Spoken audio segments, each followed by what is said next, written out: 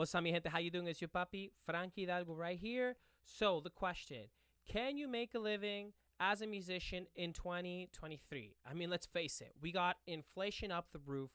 I mean, have you gone to the gas stations lately? It's so expensive. Mickey D's. I mean, what's up with that? It's like $12 now to get a meal. Everything is going up. Wages aren't going up. If anything, they've been kind of steady, and it's not really reflecting what the price in the market is outside. So, I mean, with inflation going up and with jobs seeming to be more scarce, you kind of think, can I make it as a musician in 2023?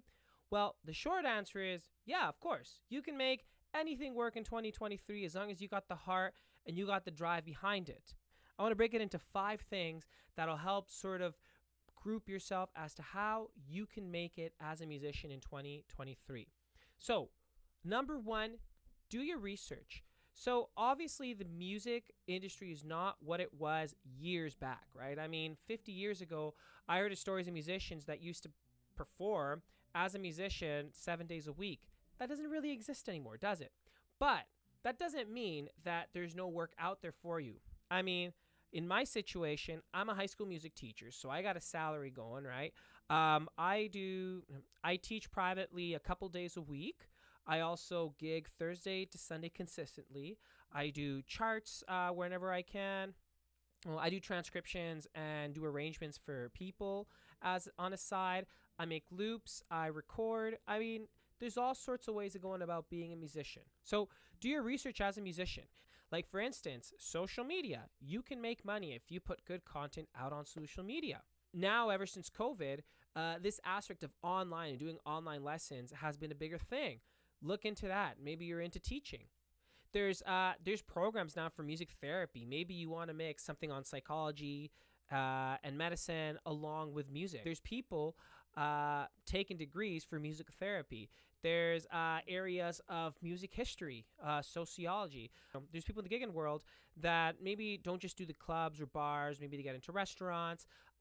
Maybe they do cruise ships. These cruise ships. I used to do dueling pianos. These are all different ways of looking about how you can be a musician. And, technology. I mean, there's so much in technology right now. So being familiar with technology will really help open up your possibilities more as a musician. So, number 2, diversifying yourself. So what do I mean by diversifying yourself? When I got out of jazz school, I remember that I wanted to just do jazz and do salsa. And I quickly realized that there wasn't a whole lot of money to make, especially as a jazz musician coming out. I mean, I have not met one jazz musician that only does jazz and only makes a living being a jazz musician. That just doesn't really exist anymore. So as a musician, you got to diversify yourself. I mean, when I got out of school, I started getting into top 40 groups.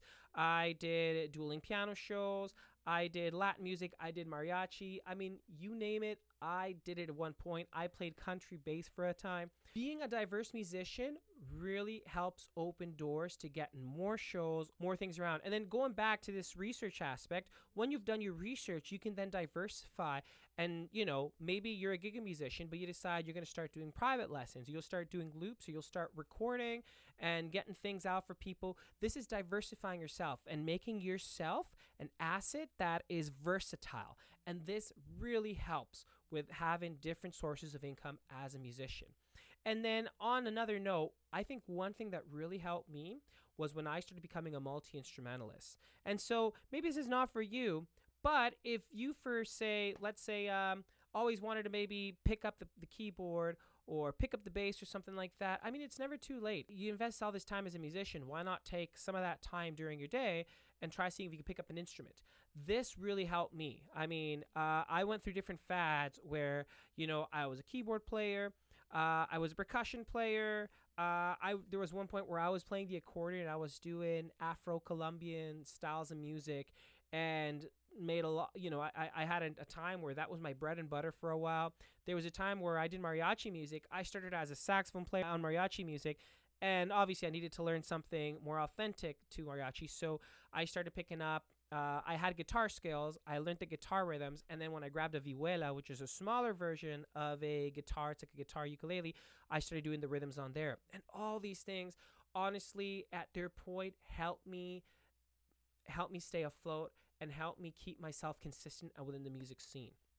So never close yourself to the possibility of, oh, you know what, I only do this. I'm only a jazz piano player, or I only do rock bass player. If you have that mentality, you're going to soon realize you're going to need to get a day job that's not music to maintain that sort of mentality. So if you really want to do this full time, you got to be diverse. Number 3, music is long term. You got to think long term. When I think of my path as a piano player, I remember learning my scales. And then after my scales, I started getting chords on my left hand. Then I started playing simple melodies. And then from there, from the chords, I started doing more accompaniments. Then from there, I started learning more complex chords. Maybe I started playing more voicings on my right hand. And so this all took time. And so if you're thinking music, you got to think long term. It takes time to develop your skills. It takes time to develop your contacts. It takes time to develop your networking. Every time I've moved from a different city, like I moved here in Van City, I didn't have gigs the first time I was here. I had to go out, do networking, invite people to coffees, to beers, get to know them, do a couple of, freebies, do some jams. I had to think long term. And so it wasn't until about my second year that I started getting more of a name for myself. And now, well, I'm busy here, but that wasn't something from overnight. That took time. It was a long term. I needed to invest time into this. So think long term. If you're starting as a musician, it's going to take time for you to get the skills on social media or on music technology or learning that new instrument. It takes time, but you really got to be patient and just think long term. Number 4, you have to make personal sacrifices. This may mean time, this may mean money, this may be personal things too, right? I remember my time when I was in college and graduating and all that. I think back and I didn't really have a social life. I didn't really have a girlfriend until I was 21, 22. And it was mainly because I just didn't have the time for it. I didn't have the money to take him out, and I didn't have the time to go socialize.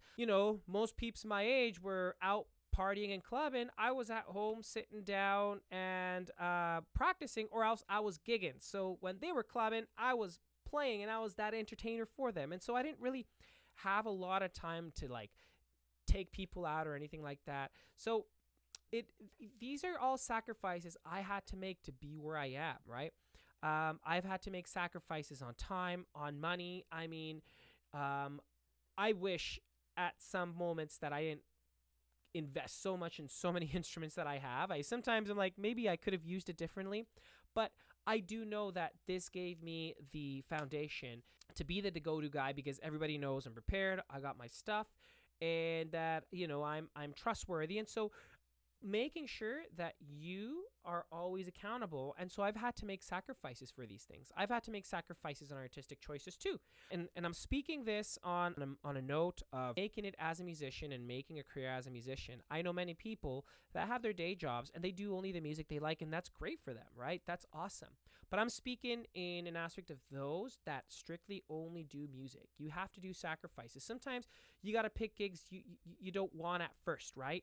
Until you have the name and you have the momentum and you can start choosing what gigs you want. But that takes time. Back to the long term. You got to build that, right? You got to make the sacrifices at first. You got to eat the dirt sometimes, right? Sometimes you got to make professional choices over artistic choices. I mean, I've been in shows where, I artistically wasn't completely on par, but it was a professional choice to keep my cool, to keep things the way it is, and to understand this is a job and this is what I need to do to make the money. So you have to make sacrifices. There's a self-giving before you can start choosing what you want to do and how you want to do it. I think this last one is super important.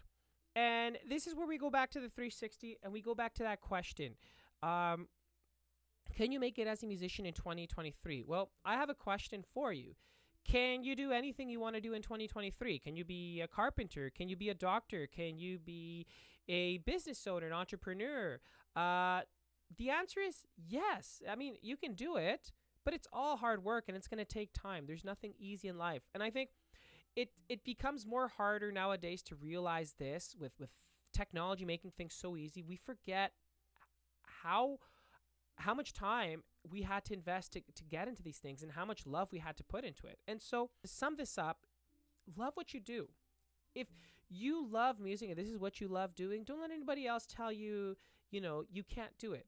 Because I'm here to tell you that you can do it as long as you put your heart and your soul and your passion to it. Because everything that I've talked about, research, diversification, thinking long term, personal sacrifices, being accountable, all these things add up to loving what you do, because you're going to do all these things at the end if you really love what you're doing.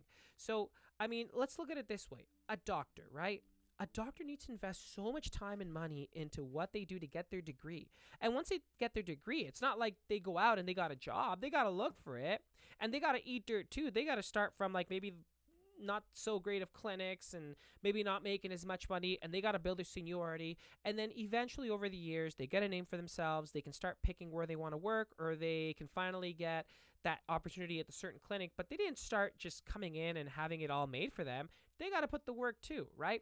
I think it's important to understand that all these things in the end require that you love what you do, because when you love what you're going to do, you're going to put your passion and soul, and you're going to make sure that these things happen. Because let's face it, you're going to be doing this for the rest of your life, right? So love what you're doing for the rest of your life. There's too many miserable people in the world that take the route of, I'm going to do this because it's stable, because it makes good money, or because it's safe and comfortable.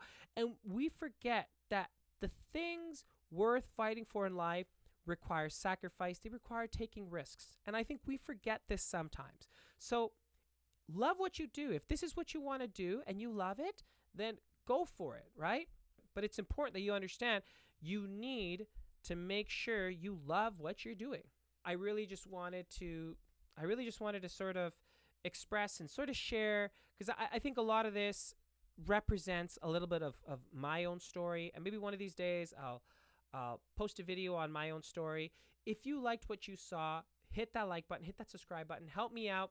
This is my way of making a living, is putting this great material out so that you can enjoy and you can share, and maybe comment, maybe there's some things I've missed here. Maybe some points or some great values. I'd love to hear from you. So if you could comment down there and let me know something that maybe you think should be added onto this list, that would be great. Anyways, I'm going to let you all go. I got to get going. Peace and love, y'all. Take it easy.